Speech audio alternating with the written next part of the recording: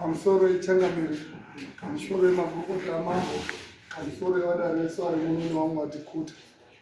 Ndichaedza kutsanangura nhorwa yangu kubva yakatanga kusvika payaari takaitirana nambuya Chirani. Ndinonzi Witness Mutsaga. Nhaurwa yangu yandakaitirana nambuya Chirani, inini ndakarwarirwa nemwana, ndikaenda muzvipatara, ndikaenda mumahosipitari, mwana akaramba kupona, ndikaenda mumadhokota, mwana akaramba kupona. Ndikazotaurirwawo kunzi dai mamboitawo chiwanhu pamwana sinzi zvaramba. Ndofunga ndakasvike pauzonotestwe chirwere cheHIV nemukadzi, mwana arambe kupona. Zvikazi mwana zvachiri mudiki asati akugona kutestwa, tautesta imimi mai nababa tikaonekwa tisina chirwere. Zvikazi tochidini mai mwana? Zvikazi ndewamwe wanhu, chimbozamaiwo chiwanhu. Takadhairekitwawo ngewamwe kuzi tiende kuna mbuya Chirandu. Tikaenda kuna mbuya Chirandu nemwana, tikasvika nedambudziko redu remwana. Mwana akabatsirwa, tikapuwa mushonga wemwana kuzi uyu munofungire muporiji, momupa uyu momupa wokugezera. Asi baba pamba penyu ndaona pakashama. Inini semunhu akanga asingasati aite zvoni ndaingoita zvekunamata. Yanga iri first time yangu ndipindewo zvechiwanhu, ndandingotambira zvese zvaitaurwa. Ndikati handina zvandoziya mama mbuya. Akati ndakumupe mushonga wekuti pamuri kushandise mushonga kumwana ndidziwiridze pamusha pako kuti mishonga yangu ishande, because wawengi wari kuuye pamba pako. Ndikati tibatsirei mama, tandetseka. Mbuya akandipe magabawo. Rekutanga akagure tumiti 5 akaise mugaba rekutanga, akagure tumiti 5 akaise mugaba rechipiri. Akati kekutanga gaba unokacherera kugedhi kunopinda ndiko wawengi, kechipiri unocherera pakati pemukowa. Umwe uyu wawakandipa wakaita powder, uchaushandisa netsvina yemunhu. Ndikati tsvina yemunhu yangu here kana kuti yemwana wepamba? Zvikazi haufanirwi kunge uchizive muridzi wetsvina iba. Uchibve pano uchangoione murodhi, ndiyo unotora usanganisa nemushonga uyu, unotsibikire muyadhi mako, sekuti hapana munhu anofarire tsvina, saka vanhu vachasiyana nemusha wako. Inini semunhu anga atambura ndakangotambira zvese. Asi pamagaba aya akanditi magaba aya unocherera usina kupfeka. Ndikati mbuya ndinochera sei magaba ndisina kupfeka? Ndikaonekwa ngevanhu ndinoti kudii? Akati unogara wachera hako magaba ako pagedhi, makomba nepakati wakapfeka. Asi izvi zvokuzonofusira unofusira usina kupfeka, vanhu warara. Madzimai ako anonga atopinde mumba. Usacheuka pauchafusire gaba rekugedhi, kusvika wafusira here pakati pemukowa, wobva wapinda mumba wobva warara. Ndine madzimai angu 2. Saka ndakabva ndangozviitawo semunhu anga ari padambudziko, ndikaita sematauriro yawo, ndokubva ndatodini ndapinda nekubva ndarara. Zvinhu zvadaro takagara, mwana akapona. Ndiye muri kuona uyu kudai anga achitori mucheche. Mwana wakakura, nasisi wake newakomana muri kuona. Dambudziko rakatanga wana wayaruka. Wana wakatange kuti takatange kuzve pamukowa, parikunopa pakanopa madhoo tikavhura hationi munhu, pamba pari kuzi gidigidi. Pamusoro pekundovandutaurisa nedambudziko renzeve pamwe musikuziva munotaura. Tikanoka pakanopa tikavhura hationi munhu, gidigidi. Vanhu vasvika maini mufana pamba hationi munhu. Zvii tafambawo. Zvikazi imi magaba emakatora muchicherera maitorombeswa, mamusingazivi baba makaitawo tsinga. Ndizve zvatanga kuvakomana warorawo dambudziko rako. Wana uri kuti hatisuite bonde newakadzi, mereji yemwana wangu wekutanga yakaputsika. Inini zvapendiri, pane vakadzi 2 vanoyekurara neni. Ndarara newakadzi waya ndinorwadziwa nemusana. Zvabva pendiri zvapa wanasikana yo 2 vari panapa. Baba tiri kurarwa usiku ngevanhu vatisi kuziya, tiri kuitwa wakadzi. Chii wana tafamba here? magaba emakacherera baba zvinhu zvakapanduka. Gaba rine midzi 5 iri midzi 5 zvinhu zvakapanduka zvikasiyana siyana. Of course mwana wakapona asi zvinhu makaberekesa. Wana wakaonawo maYouTube ari kusauti kwavo akati taonawo nhamba idzi dzevanhu vanobatsira. Takafonera mubatsiri yena tikaenda kunomutora akauya pamba.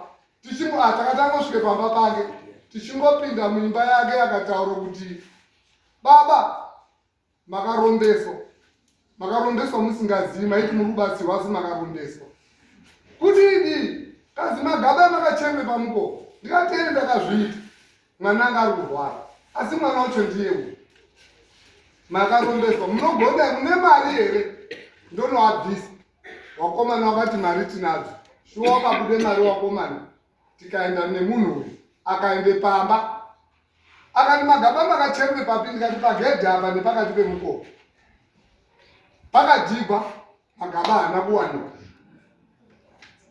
Magaba haana kuwanikwa. Zvikanzi ndakushandise ivhu iri kuti nditobvise zvinhu zviri pamba panapa. Zvakaiswa zvinhu 5 zvazviri gaba mune zvinhu 5 izvi. Zvakasanduka. Hapasina chiri chaona. Ndautokushandirai pamusha penyu kuti zvinhu zvinaka. Wakashanda mbuya iwowo mubatsiri yena. Echienda zvinhu zvakaenda kuita wese. Mwana mukomana wamuri kuona uyu akatanga unanzwa ngenyoka usiku echindi unanzwa ngenyoka. Haarari mumba akatorare mumota ndopaanotomboti kahope. Haarari mumba haarari nemukadzi. Mwana unochema akapinde mumba. Mai atanga vanhu 2 vari kuuya pamba hazvirana zvipfupi pfupi so zvarume zvidhafu. Mukadzi wangu wakuitwe bonde. Ndikuitwe bonde baba panapa muri panapa. Ndikati ini ndiri kuonini semuwana wakuzi tikuitwe bonde. Kufamba magaba makacherera zvinhu zvakaosanduka. Baba mhanyai wakomana wakabude mari dzawo handiririnyepa. Tikatorawo chipiri zvikashaya basa. Mukoma wangu akauya. Mukoma ndo nyaya iripo wanotaura. Taurai nani baba mukuru. Baba mukuru tashupika. Kana kusenza hatisenzi. Tinoda kusenza asi hatirari. Zvinhu zvashupa zvakaita mai nababa. Wana wakati tiende go back to sender here kwaunonga uriwo. Wana wakati munokuwadzisa wabereki bhozi wabereki ndo wakautore midzi wakacherera. Endai mugare pasina wabereki. Wana wakauya ndikazwise chichemo chawo kusvika ndaisawo kunana baba mukuru mukoma wangu. Akauye pamba ndichifunga kuti wachaitawo zvokuti tifambe. Akati munin'ina hapana zvatinomboita munhu mupenyero. Ndikati nandichazivi makore kutotsvaga kuti mupenyero. Shuwa takaona tsvaga tikaona mbuya atoripo. Atori musejari mawo. Akatoti ndakuona mugirazi kuti muri kuuya. Tikati mbuya musambobata mandiro enyu kuite zvechiwanhu akatadzepo. Tine dambudziko tinotokumbira pamwe takashaishe maitire mutibatsirewo. Mbuya akati hamupindi mumba mangu musina kubata hakata dzangu. Tikabhadhira muteto wedu tikabatiswa hakata. Akatanga kutaura tsanangudzo dzisiri dzedu dziri kunetsa idzi. Apedza tikati mbuya handiyo tsanangudzo dziripo. Tsanangudzo dzedu dziri kunetsa ngeidzi neidzi neidzi matsananguro endaita. Mbuya akati wanoko wamboripiwo. Ndikati wari kuSouth Africa. Zvikazi uruziya kuti zvinotengeswa mustreet zvinhu zvekuromba izvi. Kutaura kuwana wangu. Uruziya kuti mukadzi wako ngochikwama ndazvibata. Tikati ngochikwapo. Zvikazi munoda here chitaure? Ndikati tingachitaura. Akamufukira hapana chikwambo chakataura. Mukadzi wangu akatanga kucheka. Mbuya onai zvinhu zvenyu. Wadini kutaura tizive kuti chikwambo chayo chemukadzi. Mukadzi akachema akati muno mamuchemwi muni mangu muno. Ini ndine matsamba angu ekurapa ezinata. Ndinotozivikanwa. Kana mana endai kwamambo Mutasa kuna ana sekuru Ngotsanjera anotibatsira mishonga yangu yakanaka. Mbuya mishonga yenyu ndoyeruzi rushaishe pamba pamba. Zvadaro takabva tabuda. Akanotiramwira mari yatamboise mundiro iya kuti chitorai nemari yenyu. Akati torai futi umwe mushonga. Tikati mbuya tichangodiba mushonga yenyu. Ngandokofukira chikwambo chichataura magumba kwenyu. Mukadzi akati handichadi zvemushonga. Isi tikati hatichangodiba mushonga mwedzi. Tanetseka isusu panapa. Takasiya mari akazoitora hawo. Takabva tadini taende kumba. Mwana zvamushupa tabva ikoko futa akati wakutonangwa ngenyoka usiku hwese uyu rapa kubasa hachatoendi kusvika wakabve kubasa makaka wekumba kuti hazvina zvazvichabatsira. Takaende kwachangamire wedu akaise nyaya yake ndii ndikatsanangura matsananguriro andiri kuita, mwana akatsanangura matsananguriro ari kuita, madzimai akatsanangura matsananguriro avo. Changamire wedu akati izvozvi yanga itori Sunday zvikazi bvai panapa since muine mota dhiraivhai muende kwaMambo Mutasa momhagare nyaya yenyu kwaMambo Mutasa ndokwamungabatsirwa. Iyi nyaya handigoni kudini kubatsirai. Tikapuhwe munhu vetakapihwa tikauya tikamhangare nyaya yedu tikadai kusvika ndopatiri pano. Mwana vana mai kana chidozozadzikiswa matambudziko vari kuona vanosimuka vachitaura.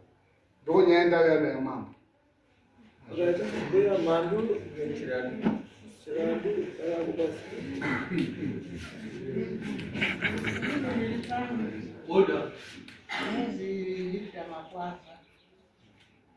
Ndakagara Mutasa ndachembera ndiri mukadzi wangu pamabhazi. Ndakauyawo ndinotwana pangu tukakura arorawo. Uyu uri kumangara nyaya yake wakasvika pamuzi pangu auya nedambudziko rake, mai wee ndauya pano ndine mwana ari kurwara chepamusoro. Akauya kunditora una akadzi yake yaita mukadzi wake wechipiri wacho mukunda wedu ndiye nyakuuya natsano wake. Ndikaenda mumusha mavo ndikavabatsira ndikarape mwana uya akafamba. Mwana uya waane 15 years hatina kuona dambudziko. So ndakazoona kuguma echiti munoziva here kuti mbuya makatipe mishonga yakashata, makatitendai mufukira, mukageza, mukadini. Makoba andakamupa ndiye mupangara uriapa ndowatinogadzira ndopatiri. Zvino izvi ine handichazviziva mwaakundipumha kuti ndakarape mwana uyu. Mwana wanyu wakapora yamhanda. Pane chakaitika here? Pana mbuya mitombo yamukandipa wokucherera ari wakumbira kuti mushonga wokucherera ngati inoshandisire mupangara makomo kundocherera basi. Izvo zvaakuta kuti zvakazotori chinya wakazodai kunyepa. Zvai mbuya chirana. Munhu haundotorimizi kundocherera. Kundocherera unodocherera kuti udini mudzi. Ndiwo akataura umiri pamakawapo kuti vacherere pamuda kuti zvivabatsire chii. Hamusati mandipindura ndati pamakawatendai mucherere iyo midzi yemupangara iyi yamuti makawapa zvaita uzobatsira chii? iwona akabhuye kuti ndeyekudzinge mamhepo ari kuya pamushatiro. Saka tese tese inini handina gona, handina ndinondovhune mashizha kana kufuka kana handina makona. Zvino izvizvo zvava kuti magaba aya haachaonekwi akaende apeno zvazvo kumushapo. Ine chandoda kuti kundojekeserwa badzi otsvake zinata ino oziye kuti magaba angu aya ndakavapa akashata ere. Ndakamuroya aya baba aya pamusoro baba iye mupambodu wakachaya atete yake hangadzi yababa ake. Saka ana aya anochaya baba. Baba ari kurohwa ngeaya ngepamusana pedambudziko raatete aakapfanya mumushamwa wokuchizwawo ngevana atetewo akafa arohwa ndiwo. Aya ana akuchayawo aya ana akuchayawo uyu. Saka zvauya pajekerere jayo ichabuda. Ndimi mazodai inini mbuya ndingatini handinayo ndinakona mberi mutombomaziya ine uyo chii chiri kuitika?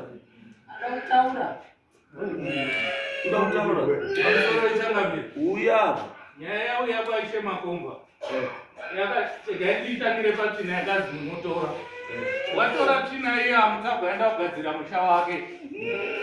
Munhu akaita tsvina uyo akabva aifudza mombe kweduko asi aibva nemunyamana. Saka mukomana iyena wekufa iyena ndiye ari kubuda pane ng'anawo. Tiri padare raishe makomba akati ndichabuda nditaura namambo watobuda so. Saka mukona ndikumookera ndindai munyaradzi chisimuka zvekurenda pamberi pamambo utaura namambo uchamutsanangurira zvese zvakaitika masi oda Makadi mama. Yebo, Ngiwangwesa. Ine pamberi penyu ndichirwadziwa. Wakaenda. Ndiya iori ani. Inonzi Tafadzwa Chingwaura. Ndiri kuManika Bridge. Mutumbi wangu ineo.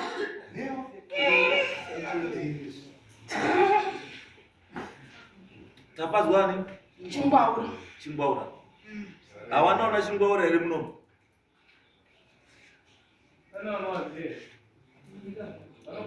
Ndio Manika Bridge yacho ke. Taura hapo. Unogara papi Manika Bridge yo? Handingakwanisi kuremember village. Ndaida munhu anokwanisa kundibatsira mweya kuti akwanisa kundibatsira kuti ndiri papi chandinongoziva zita rangu nemakore angu. Nemakore mangani? Ndane 42, ndakaurayiwa ndine 27 years. Ne 27 years. Wakaurayiwa ndiani? Wakaenda kunobatsirwa mwana achinge arwara. Wakandopiwa mushonga. Mushonga yawakapiwa ndiyo yakanditoti ndiurayiwe. Mbuya wakaudza baba, ndinotowati baba nekuti wakada kuenzana nababa wangu. Wakamupa mushonga wakaitonga bute uri mukapepa kecolorless. Wakaisa muhomwe. Wakasvika wakanonhonga tsvina yangu. Wakaisa mushonga wakanokanda mugomo. Handina kugara pandaishanda. Ndakatanga kurwara nemusoro. Dzimara ndikasimuka ndikaenda. Handina kuita mazuva anokwana 3 ndikabva ndashaika. Mbuya awa wakadzoka wachizviziva kuti ndafa. Wakanosvika wakanonyepa kuti ndauya kuzonoti mwana ari sei. Wakabata mwana mumaoko mawo. Wanga wakazorera mishonga.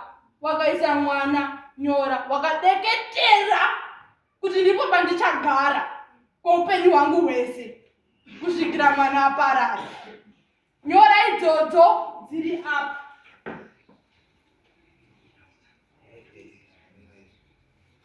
Dziri papi? Dziri apa. Dzawakaiswa nembuya? Ndimbuya wakandiisa. Ndakagara ipapo ndikatanga kushungurudza papa. Wana wakasvika pakufamba kuti ndizobude pandiri panapa. Ndakaona kuti handisisina nguva, chokwadi changu nenda kunobuda. Regai ndigare ndabuda. Ndosaka ndabuda kudai. Mbuya taurai chokwadi.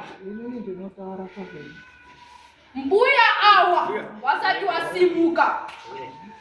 Wane mazuva akawanda kwazvo wachiuya kumba wachida kuedza kuuraya awa. 1 2 awa.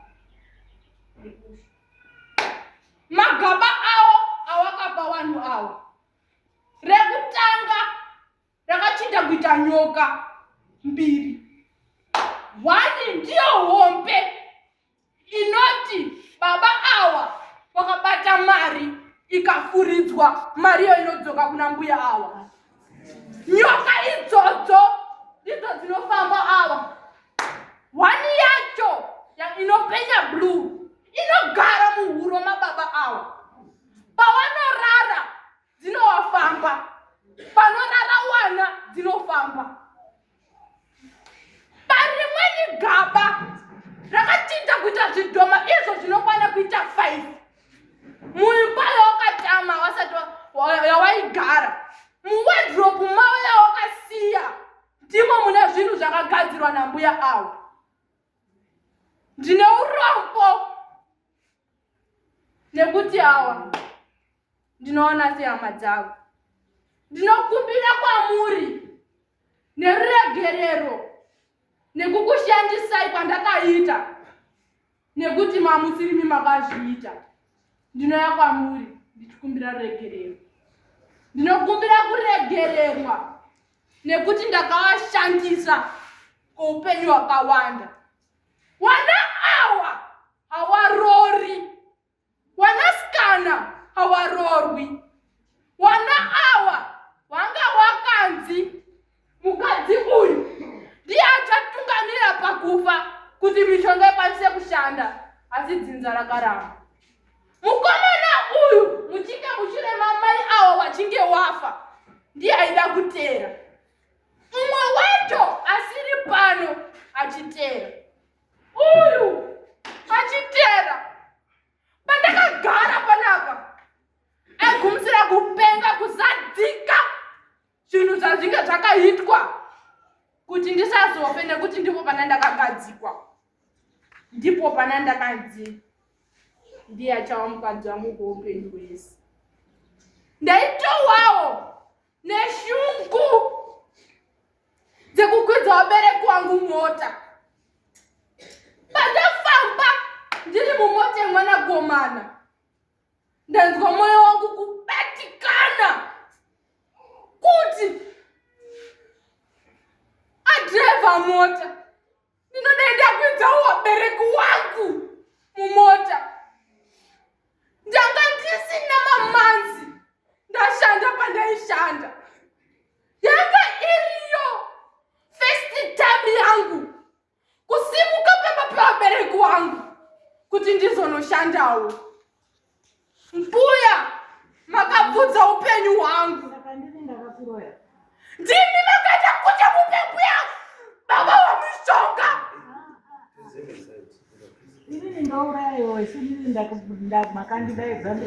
Ndai maida kutsitika kuti ngozi isazobuda.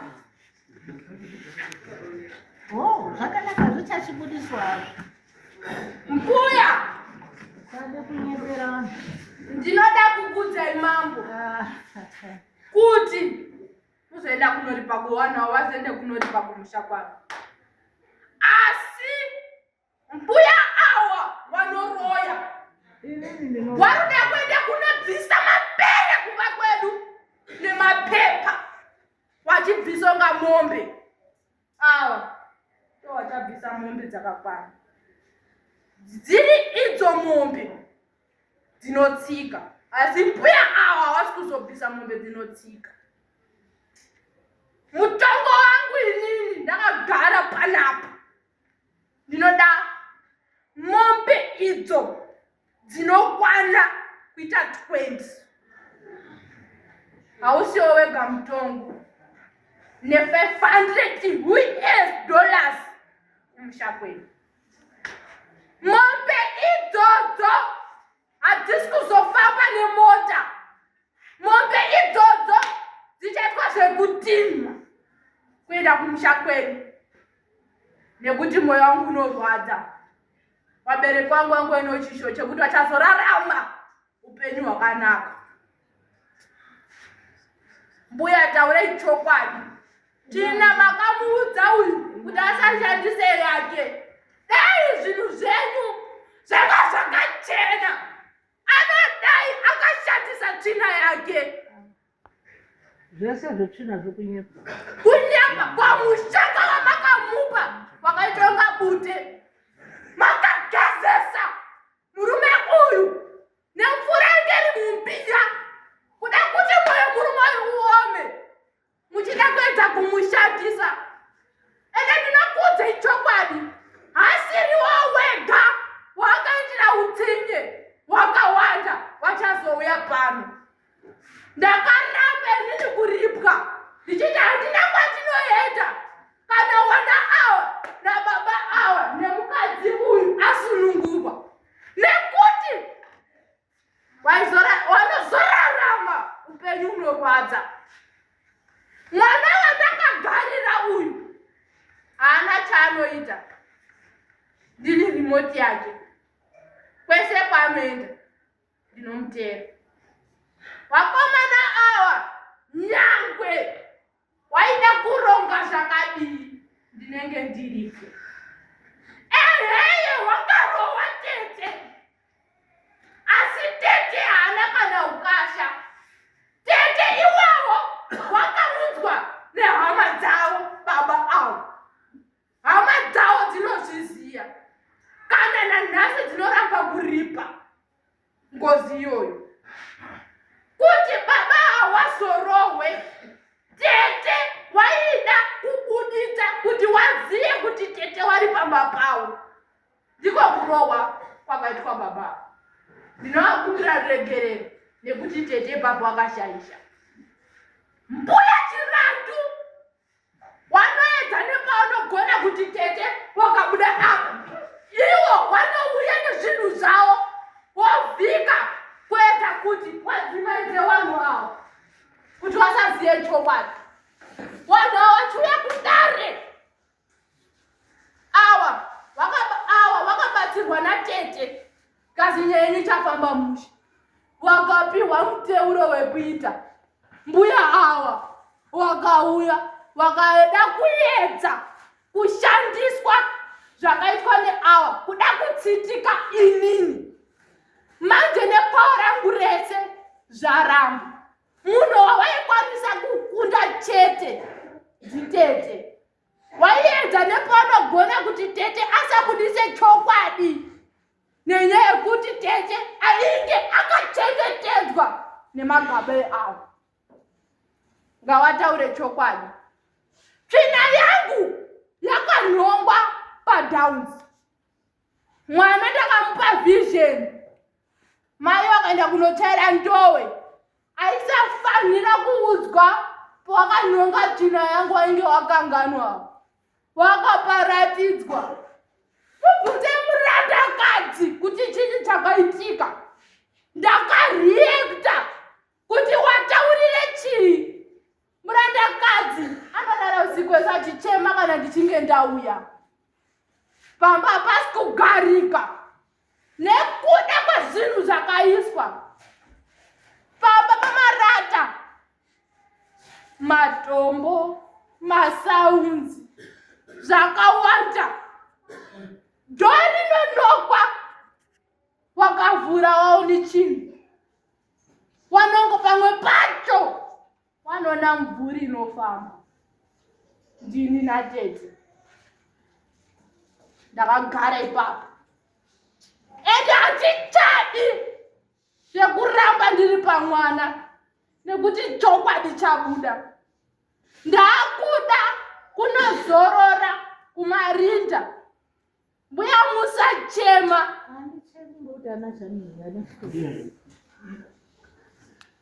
Munozvizoti mwoyo wenyu wakaoma. Ndosaka maida kuti baba awa mwoyo wavo uomewo. Manje dzinza raramba. Kudzikisa awa raramba. Uyu raramba. Hazvizi nyore kungomuka wakanzi munhu ngafe. Unokumbirira dzinza mutupo zita. Wawakauraya wakakwana. Nekuti izvozvizvi nditori nehasha. Nyangwe wakaedza nepaunogona kumonya. Hazvizi nyore. Tenda dzinza iwe. Kuti rakakusimbisa. Umwe wakanopanhonga aripo kuti akwanise kucherurwa. Mishonga yawakapiwa yaibvisa nhumbu dzeawa kuti washore wakadzi wavo kuti ndiwo wane mishonga yawakabva nayo kumba kwavo kuti warambe wakadzi wavo. Kana mukamubvunza uyu akararama asina mukadzi upenyu hwake hunoendera. Mari inowanda mumaoko make. Asi akambounza mukadzi zvapera. Mapromises ese anoudza kuvabereki vake ava aishaya basa nekuti wangu upenyu hwakakura. Hazvaigona kuti vaitira vabereki vavo chinobatika nekuti wangu ndanga ndisati ndawapawo chinobatika. Ndapedza mama. Alright, wati ndiani tafadzwani? Chingwaura. Chingwaura. Uriwe kuno Manika Bridge? Yes. Alright, tafadzwa nyaya yako ndaizwa. Saka zvandichaita ndichabatsira kuti uite sei, uzorore sekutaura kwawaita. Asi zvandakuita ndakuchikutsvagira umwe munhu anokwanisa kuti akubatsire kuti nzira yako ifambe zvakanaka. Handizvo? Iwe neni tiri shamwari, ngatibatsirane kuti zvifambe zvakadii. Mhuri yedu ati igariki, wachema mhuri. Handizvo? Ndizvo.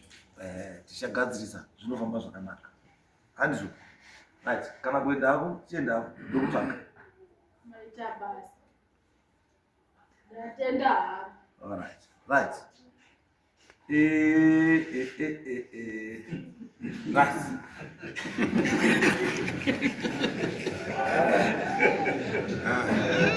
is wonderful. Tiri kutsvaga waka wanogara Manika Bridge munomu. Munoziva wana Chingwawo.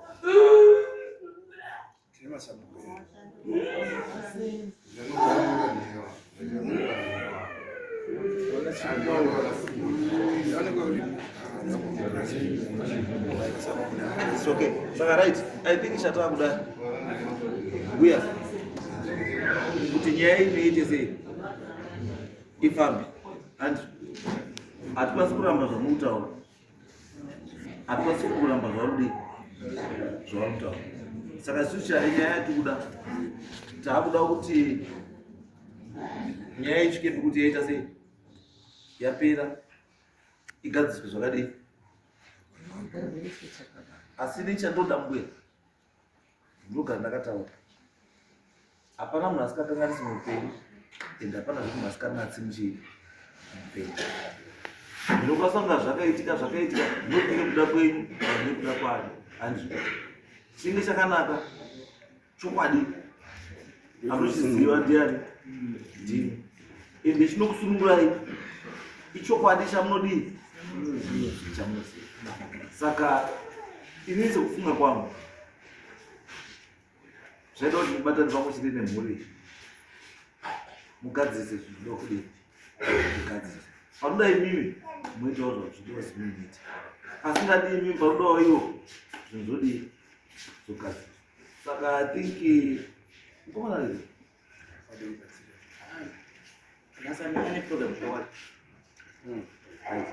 saka I think zvamunokwanisa kuita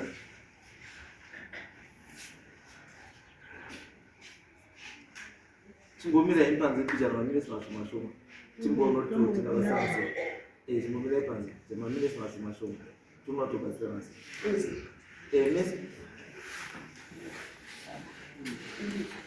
Right, next.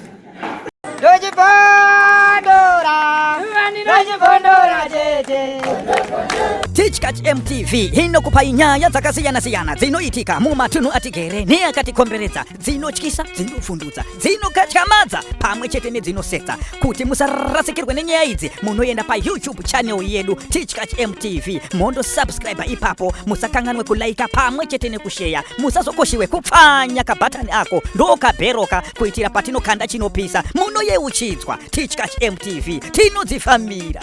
Dojibondora, dojibondora,